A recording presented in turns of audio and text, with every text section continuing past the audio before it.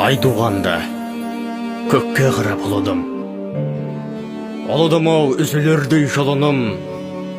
Жеткізбейді екі аяқты иттерге, үш аяқты менің қасқыр ғұмырым.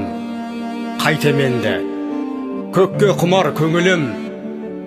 Күндіз ұйықтап, түнде жортар бөрімін. Қаншама итті дұшпан қылдың сен маған.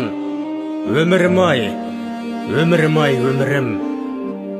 Құдай көкте, менің жалғыз сенгенім. Өз жарамды өзім жалап емдедім. Түлкі заман тышқаншылап барады. Өкінемін, өлер кезде өлмедім. Күйініш боп шығады іштен күлкімде. Ішім күйсе ұлымау мүмкін бе?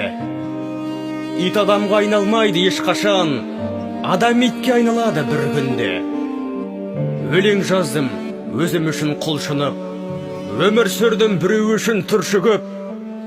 Менен ескі ит аяғын қызғанып, үрді маған ит сияқты тіршілік. 30 қырдан аспадым ба, астым ба, не күтіп тұр 40 қырдың астында. Ит тірлікке ыза кегім күшейіп, ұқсап барам екі аяқты қасқырға.